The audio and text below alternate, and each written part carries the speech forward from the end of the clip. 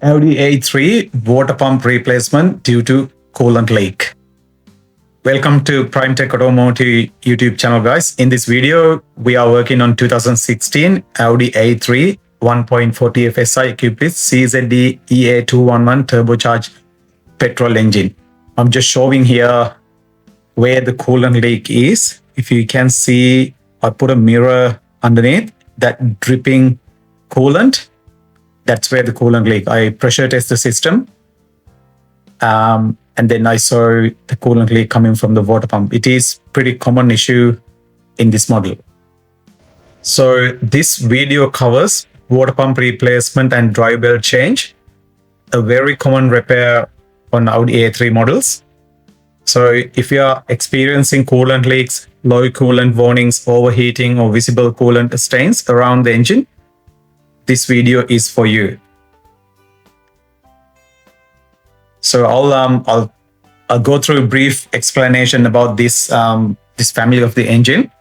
This Audi 1.4 TFSI CZD engine is part of Volkswagen Group EA211 family, which is the 1.4 liter turbocharged 4-cylinder petrol engine. Very good fuel efficient engine. It's a 8th generation Audi A3 types. So while it's efficient and reliable, one of its most common failures is the water pump and thermostat housing. I haven't seen many oil leak issues on this engine, but the coolant leaking is pretty common on this type. So I think the reason why it's poor design, I would say, because they are made from plastic. So the plastic can prone to cracking over the time. That might be the reason to leaking coolant always.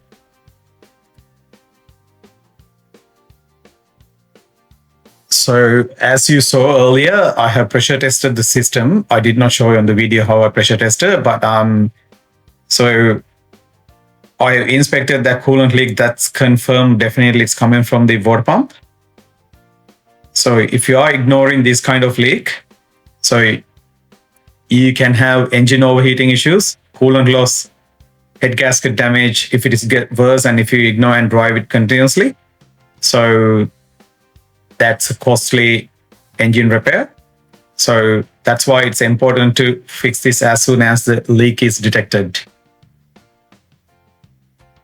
So as you can see now, I've started the removal process.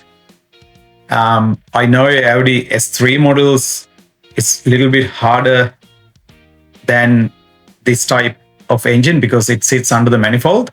So I've seen some mechanics remove manifold to replace it. There is a way without removing as well. If I have a video, if I have a repair done in the future, I will upload a video how to replace the Audi S3 water pump as well.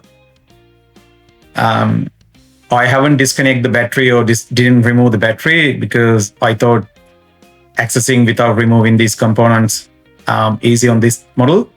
So because I need to do the job as quick as I can and correctly without removing unwanted parts. I did not drain all coolant.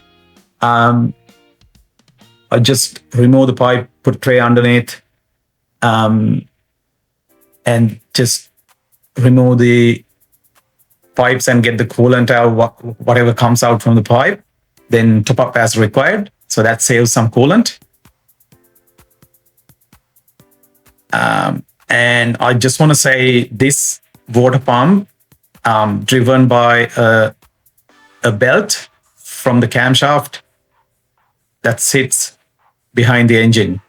So usual water pumps, you can see it's always driven by either timing belt or the drive belt and sits front of the engine, but this sits behind the engine. So guys, as always advising, when you especially work on these Euro cars, most of the components around the engine is plastic. So pay attention, extra care when you work on these cars. Do not break plastic, because one day job can be 1 week or 3 weeks or 4 weeks. If you break something, parts not available, so many issues. So make sure you work carefully.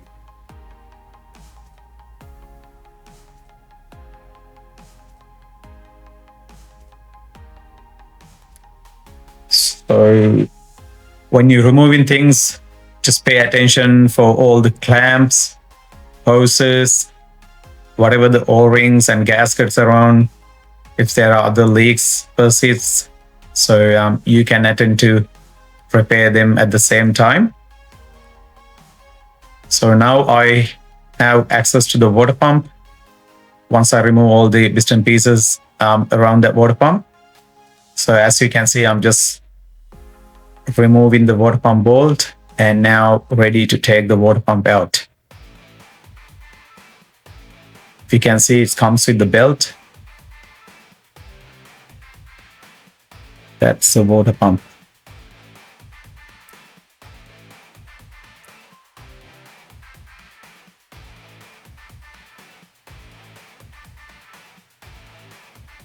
The gasket stay stuck into the cylinder head, so that's the gasket.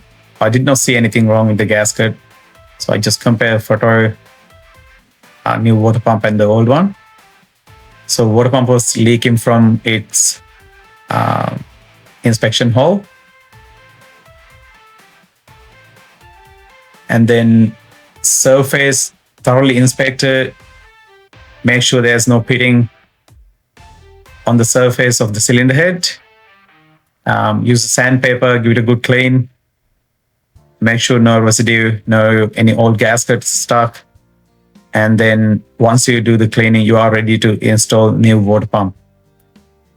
And there's no timing procedure for it. But once you install the water pump, you need to adjust the dry belt correctly, the water pump belt. But there's no hard and fast rules or no any special procedures. But you need to tighten the belt correctly. Over tighten or keeping loose also can cause to some other issues. So you should know by experience how much tension you're going to do. And if you follow a workshop manual, there's a procedure how to tension it. But I don't have the workshop manual with me, so I do my best to tighten the water pump belt from my experience.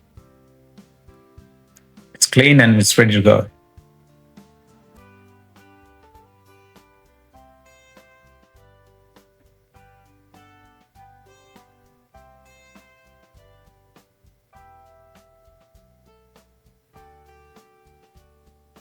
All right, new water pump and the gasket is ready to install. So you need to feed the belt into the water pump and you need to install it along with the water pump.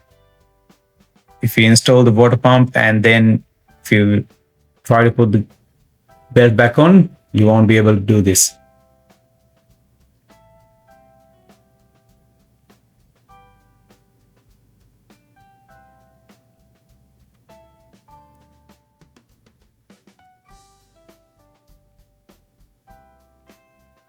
So make sure the water pump gasket correctly seated. When you tighten the bolt, you need to tighten the bolts correctly. One more step you need to do. Do not tighten the water pump bolts, all of them at once. Just hand tighten them. Keep it loose because you need to tension the belt before you tighten all the bolts. Because the water pump tensioner, the belt tensioner is the water pump.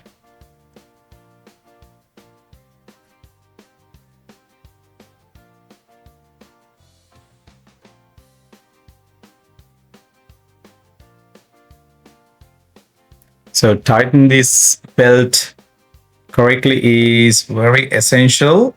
Otherwise, it can make belt noise, slippage, or premature belt wear. So as you can see now, I'm just using my hand ratchet to tension the water pump belt, hold it to pull the water pump anti-clockwise, and then tighten the bolts. After that, you can tighten all the bolts equally. I'll share a photo in the video how the bolts need to be tightened. So there's a Allen key hole. You can use a 10mm Allen key to hold the water pump downwards to tension the belt. So as you can see on this photo that I'm sharing, that's how you tighten the water pump bolts. Alright guys, the job is pretty much done. What you need to do, you need to install all the parts back together how you removed. Don't miss any steps.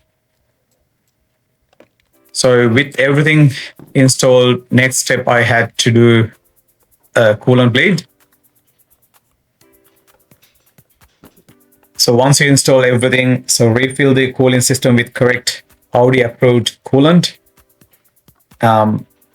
Bleeding the cooling system, what I did was rev up the engine for about 1500 RPM for about 15 minutes, making sure your radiator fans comes on and making sure your top and bottom radiator hoses, heater hoses are equally hot.